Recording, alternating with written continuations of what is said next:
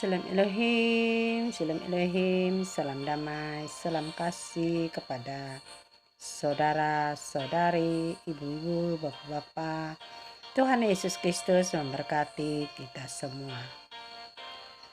Saya ingin menjawab pertanyaan-pertanyaan dari saudara-saudari yang saya kasihi.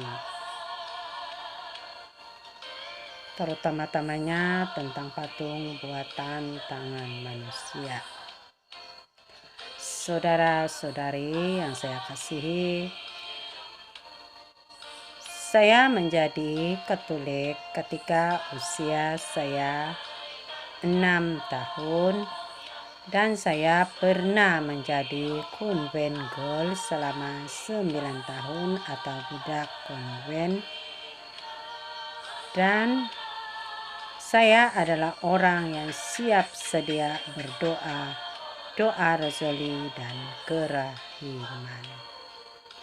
Saudara-saudariku, saya tidak ke gereja Katolik sejak tahun 2021. Semuanya bermula ketika itu pada tahun 2019, ketibaan COVID. Di situ Tuhan Yesus Kristus berbicara melalui hati saya, jangan terima tanda itu. Tapi masa itu saya memang tidak tahu apakah tanda itu, seperti apakah tanda itu, saya tidak tahu. Dan pada masa Injil itu dijalankan, hati saya memberontak, saya tidak mau menerimanya. Disebabkan saya tidak menerima Injil itu, saya tidak diizinkan masuk di dalam gereja saya untuk beribadah. Bermula saat itu, saya berdoa sendiri di rumah. Tapi disebabkan saya sudah terbiasa dengan berdoa mengikut semua panduan-panduan dari buku, cara-cara berdoa yang serentak seragam sedunia yang sudah disarankan oleh Kerajaan Vatikan, sehingga menyusahkan saya untuk berdoa karena saya tidak tahu bagaimana cara untuk berdoa. Saya mengambil doa rozali sebagai doa harian kami sekeluarga. Ketika kami mengambil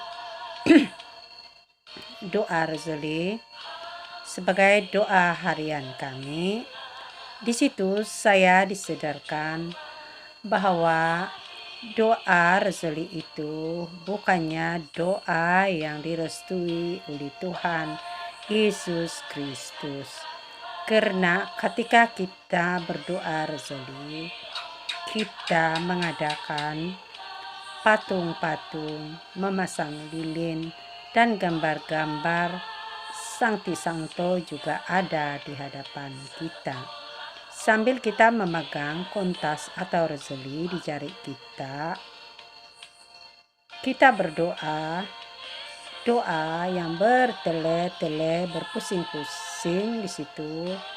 Itu semua adalah mentera-mentera. Ketika saya berdoa rozali, saya diperlihatkan dan saya mendengar suara-suara cerita yang amat sakit sekali. Masa itu memang saya tidak paham, tapi Tuhan Yesus memberitahu saya bahwa doa rozali itu tidak benar.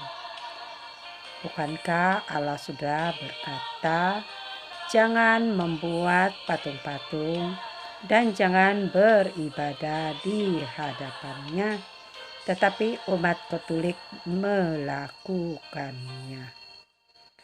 Bukankah Allah sudah berkata, "Sembahlah Tuhan Allahmu dengan segenap hati dan segenap jiwa dan segenapnya." Disebabkan itu, saya beralih kepada doa kerahiman. Dan ketika saya mengambil doa kerahiman sebagai doa harian kami sekeluarga, pada suatu malam saya dikejutkan dengan timbulnya sepasang mata yang memandang saya. Pada mulanya saya sangka itu semua hanya khayalan saya, tapi suami dan anak-anak saya juga dapat melihat apa isi gambar kerahiman itu. Di dalam gambar itu ada bermacam-macam hewan yang menakutkan, termasuk ular-ular. Saudara-saudariku, saya dipahamkan setiap gambar kerahiman di situ dilukis gambar Tuhan Yesus berdiri di pintu, tidak kira di luar bilik ataupun di dalam bilik, maksud saya di dalam rumah ataupun di luar rumah, tapi Yesus berdiri di depan pintu. Yang berdiri di situ bukannya Tuhan Yesus, tetapi si penyamar, yaitu Lucifer. Saya dipahamkan kenapa dia berdiri di pintu itu. Pintu itu adalah pintu keluar masuk ke dalam kerajaan Lucifer, yaitu dalam kerajaan 666. Jadi saudara-saudariku yang saya kasihi, percaya atau tidak percaya terserah kepada Anda. Di akhir zaman ini semua rahasia dibukakan. Saya tidak pernah berniat untuk menghina agama Katolik ataupun sesiapa. Saya hanya menyampaikan apa yang benar yang disampaikan kepada saya, dan saya mau menyampaikan kepada saudara-saudari. Saudara-saudariku, jika saudara-saudariku bertanya kepada saya, apakah Anda mau keluar dari Katolik dan masuk Kristen? Sebenarnya Katolik, Kristen, dan sebagainya, agama itu sama saja di mata Tuhan.